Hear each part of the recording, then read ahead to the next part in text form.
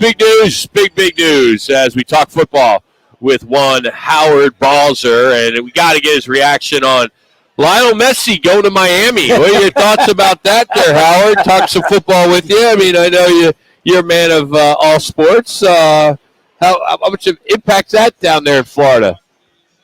I would think it. I would think it should be pretty, a pretty large impact, and that's big for the sport, and we'll see if it has lasting power and sustainability. But that's really pretty significant, obviously. So look at what we've had this week. I mean, headlines in soccer and golf and all that. I mean, goodness gracious, what's going on with the world? How about any headlines coming up from the Cardinal complex? Any headline like maybe Budda Baker will be at the mandatory minicamp next week, and maybe Hollywood Brown will be at the mandatory minicamp next week? What's the latest headlines there? Well, I'm pretty sure Brown will be. I mean, he was there at OTAs yesterday, and he's been at other ones during this voluntary time. So fully expect him to be there. And everyone's wondering, will Budda Baker be there? I mean, he has come out publicly and said, "I will be there when I have to be." And the minicamp is mandatory. There's fines if you don't show up. So everyone is kind of has the expectation that he will be there. But obviously, we won't know until we get out there that first day of practice to see if he truly is. And even Jalen Thompson last week when he spoke to us after one of the OTAs said, "Yeah, I expect him to be there, and don't worry about Budda." So certainly that's the hope, that he will be present next week for the minicamp. How much will you be able to cover minicamp? Have they given you a heads up yet?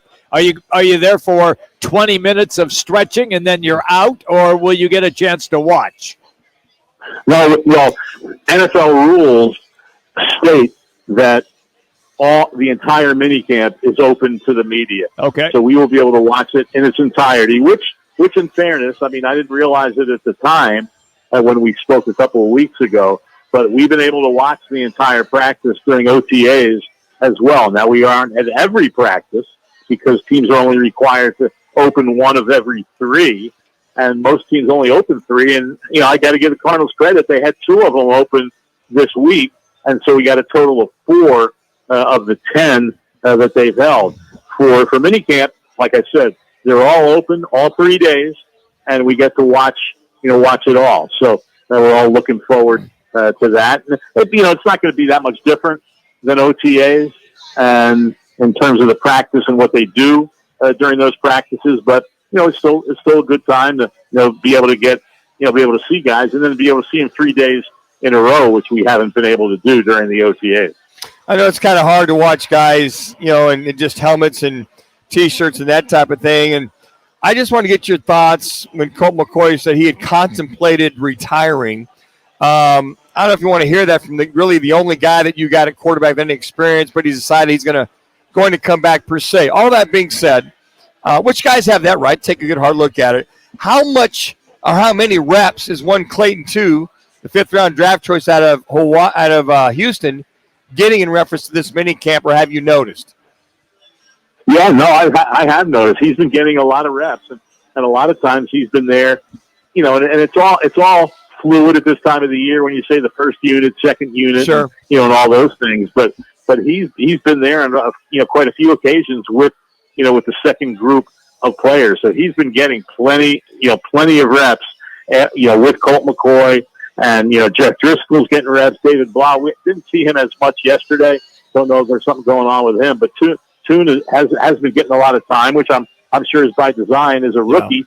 Yeah. Obviously, you want to get a guy as much time as possible. When we're talking about practices that, after the opening part of it, which is the stretching and individual drills, there in the OTAs, there's only been about maybe 45 minutes to an hour of 7-on-7s and offense against defense. So there's not that many reps total to begin with. But he's been getting a pretty good portion of them in those ones that we've been able to watch. And what does Murray do? I know he's helping call plays. Does he do any kind of physical activity wise out there? Can he move whatsoever? No, not really at all. He just stands around and watches. And I'm fairly certain certainly you're not going to do that with him. And what's going to be interesting with Kyler is when training camp begins. How will they treat that? He will have been from January to, let's call it early August. At that point, we're talking about 7 months. So you're getting relatively close to being recovered, you would think. And so the question comes, will he participate at all in training camp in terms of practice, even if it's on a light basis? Because if you open training camp as failing your physical and start on physically unable to perform, you're basically not allowed to do anything in practice.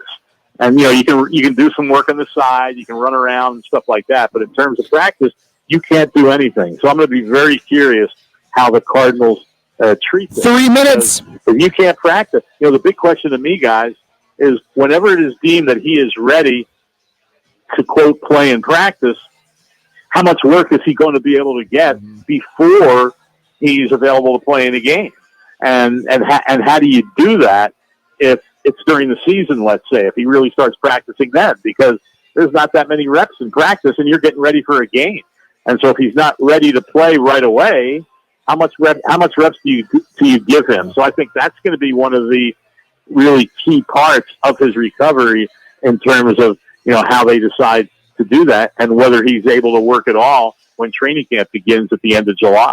Since you're there at the facility when they are practicing, what's the biggest difference, if there is any, between the previous coaching staff and the one that is there right now? I mean, I don't see a tremendous 2 minutes. difference. You're talking about running around in shorts and all that. You do see energy. You do see guys getting after it, which you would expect. But I think one thing that has to be taken, I've only been, this is my 4th year covering the team. And let's remember, the first year, I wasn't here yet in the spring, but there weren't OTAs because of the pandemic. And then in 2021, there were OTAs, but they had a lot fewer of them. And, last year they didn't have as many as normally also. So they didn't have as many as they were coming out of the pandemic than they had probably in the past when I wasn't here yet. But overall, it looks like, a regular practice, to me, they do all the same things that all teams do. But I do, it does seem like the defense is maybe getting after it a little more energy in practice than, 1 minute. 1 minute. To me, that's not that unusual in this situation because, everybody's on the same page here. You have veterans and newcomers, but they're all in the same boat in terms of learning a new system, learning all the intricacies and the details of an offense and a defense and all that. And everybody's trying to earn a job. And so they realize, obviously, the importance of this. So I think what we've seen is pretty good. But like you said, Jim, it's very difficult to really judge individually and things like that during these practices. And so, it was funny. I saw a quote from Steve Mariucci the other day, the former 49ers coach who is now with NFL Network, of course. And a guy in San Francisco was interviewing him for a story mostly about the 49ers quarterback situation. And they asked Mariucci, how much can you really learn about a young player, and especially a quarterback, but how much can you really learn about a player in these practices? And can you learn anything? And he said, no, just flat out no. But then he said, but you do get concerned if they're pathetic. and the reality is no one's pathetic in these things because it's just practice. It's not truly full speed. There's no pads. And so it's not football. I mean, that's the reality of it. It's not really football. So you always have to keep that in mind when you're watching these kinds of practices. Howard, the dog days of summer, what are you working on right now? Well, I'm sorry, what was the question? I'm saying, what are you working on right now? What can we look forward to seeing? I had a story the other day that just went up on the site, gophnx.com, about the undrafted free agents that the team has signed, and the opportunity there could be for some of those guys and some of the guaranteed money that they signed. I'm going to be working on a story on the offensive line and what that's going to look like, because we really don't know, and we might not know for a while, but we'll look at some possibilities. And, there's a lot of talk, guys, about how much more this team is going to run the football. And that seems to be the goal that they have. But we all know the reality is that you could go out there and try to run the football, but you better be successful at it. And how successful are you going to be if the passing game isn't working?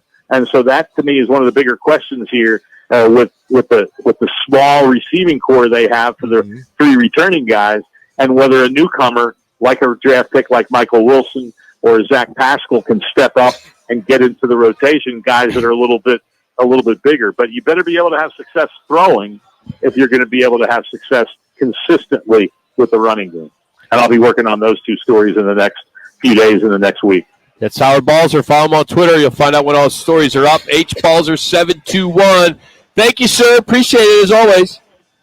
All right, guys. Talk to you next week. Take Howard care.